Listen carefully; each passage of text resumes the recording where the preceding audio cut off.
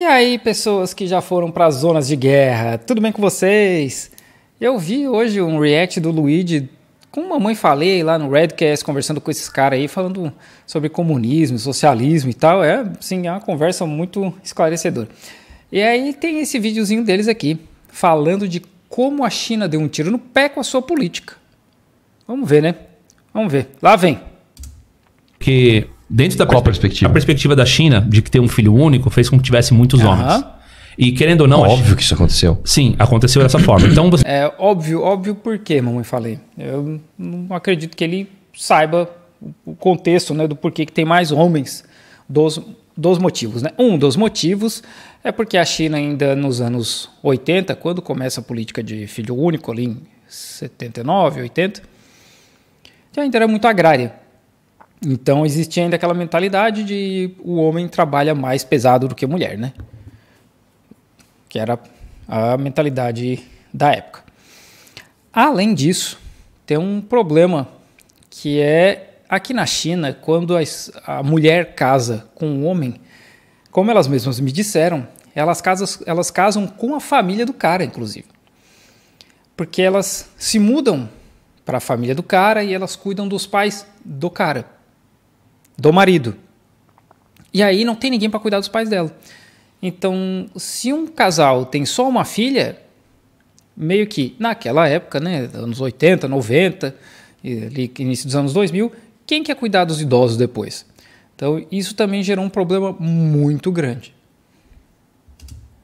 Tem uma população masculina em excedente e, de certa forma, é difícil você conseguir mulher. Tá?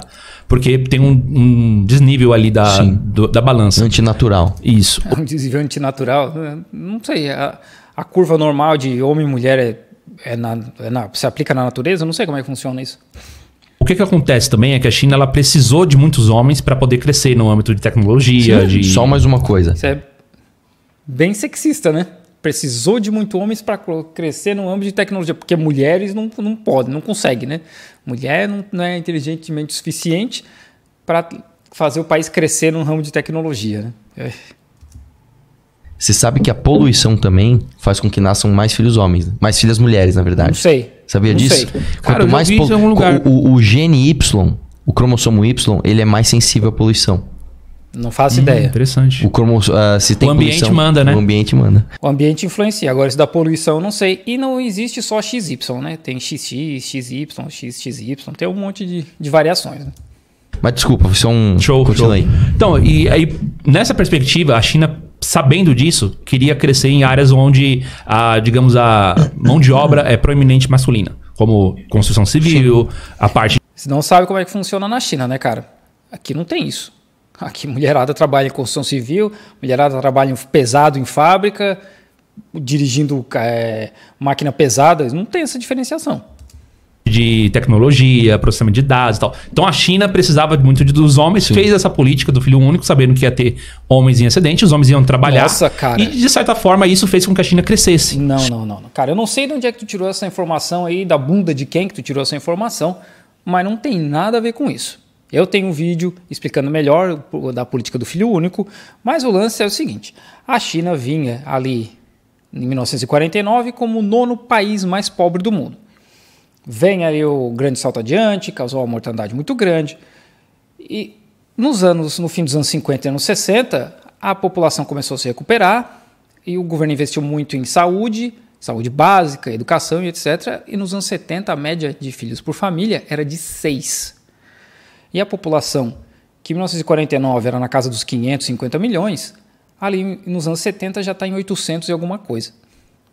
E aí o governo viu esse crescimento absurdo e pensou, bom, daqui 20, 30 anos a gente vai estar em 2 bilhões se a gente não fizer alguma coisa. E não tem condição de cuidar de todo mundo, não tem condição de dar comida, emprego, moradia, etc. para todo mundo, como já não tem até hoje, e a China tem 1,4 bilhão de pessoas.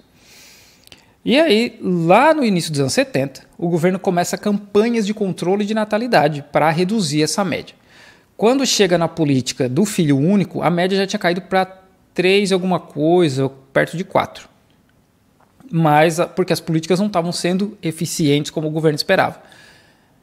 Em 1980, 80, eu acho, eu não lembro agora, 79 ou 80, eles implementam a política de filho único, mas não tem relação nenhuma com esse sexismo barato de a gente precisa de mais homens para fazer o país crescer. Não tem. Até porque, como disse o Mao Zedong, as mulheres seguram metade do céu. Sim, financeiramente falando, o desenvolvimento da China tá ali. Agora, só que tem um problema nisso daí. Se você tem muito homem e poucas mulheres que têm, elas não querem casar, porque é um outro problema também, e as mulheres têm um determinado momento para poder se decidir se casam ou não, porque elas têm um relógio biológico e etc. Ah, Jesus Cristo.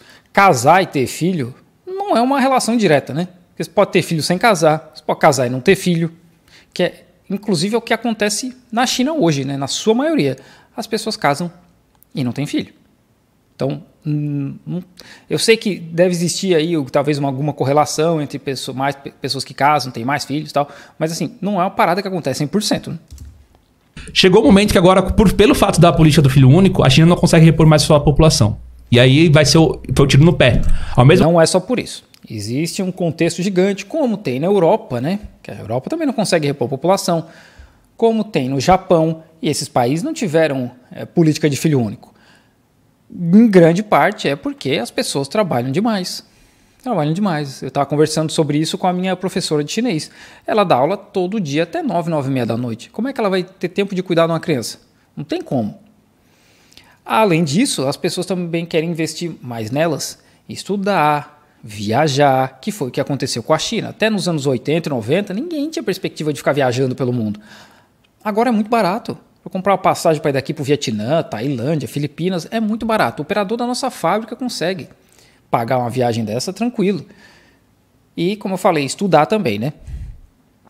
Outro ponto é que é extremamente caro criar uma criança.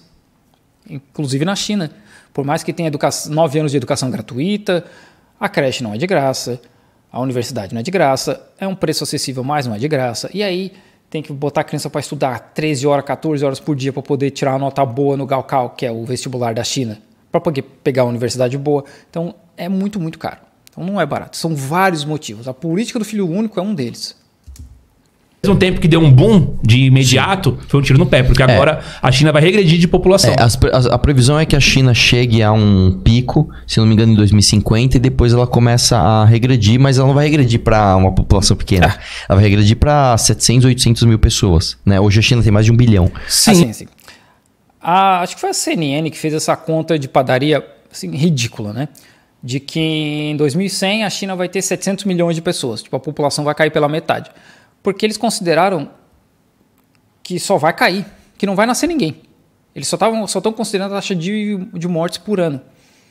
E continua nascendo gente. O ano passado foi o primeiro ano que teve uma queda populacional, mas assim, não é um negócio absurdo. E o governo já começou a trabalhar para incentivar as pessoas a terem mais filhos. Mas como eu falei, o grande incentivo vai ser menos horas de trabalho, creche de graça, para incentivar, que as pessoas consigam ter tempo para poder criar uma criança. Senão não vai ter como, né? Mas a licença maternidade mais longa, esse tipo de coisa. Sim, mas é que tá. Por exemplo, conforme... Tem um monte de coisas na China que são interligadas. Por exemplo, para você habitar uma grande cidade, para você movimentar o mercado imobiliário, né? Sim. Para isso você precisa ter gente trabalhando, gente casando, gente nascendo. Só na China. Isso, é só na China. No resto do mundo, não. É mágica que acontece. Na verdade, se a gente for pensar em termos de Inglaterra, França, na época das colônias, era mágica, né? Porque eles roubavam dos outros e não precisavam ter esse movimento. Solteiro não compra um apartamento numa metrópole sozinho se ele não for morar com uma família. Que eles compra. Eu conheço uma mina aqui de 24 anos que trabalha com marketing digital e ela tem um apartamento sozinha em Guangzhou. Sim, as pessoas compram. Porque, como eu falei, menos pessoas estão casando. Lidar com isso. Exatamente. Então, como vai movimentar o mercado interno chinês? Boa pergunta, cara. Então tá vindo uma grande bolha, uma bolha financeira aí. Especialista, porque que questão difícil, cara. E não dá para resolver assim. A diferença, meus amigos, é que aqui na China se trabalha muito com dados. Coleta de dados, processamento de dados. O governo trabalha muito com isso. E existe um planejamento de longo prazo, né? Eles têm um plano de 5 anos, têm um plano de 20 anos, um plano de 50 anos. Então, a China já foi vendo isso aí, foi mudando a política lá em 2016 ou 2018, né, que podia 2 filhos, e aí em 2021 3 filhos, e Chongqing, eu acho, ou a província de Sichuan inteira, não tem mais limite de filho.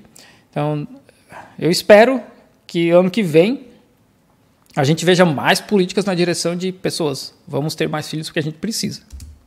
Não dá pra... Não vai ser na canetada que vai resolver. É verdade. Isso não tem no livro do Elias. Ah, muito bom. Boa. Isso aí, traz ele aqui, ó. Muito boa. Posso falar, cara? Baita cara pra trazer, viu, velho? O Se Elias. vocês pagar a passagem dele de Shanghai para ir no Redcast, é uma vergonha. Se eu for lá tomar uma cerveja com eles, eu vou falar, não vai nesse podcast de Red Pilado aí que é falcatrua. Yes. Sim. Baita Ele cara é de São pra trazer. Paulo? Não sei. Não, ele é do Rio. Tem que ver a logística. Tem que ver se ele vem pra cá. Tem que ver a logística. O cara tá em Xangai, irmão. Vocês não sabem de nada mais.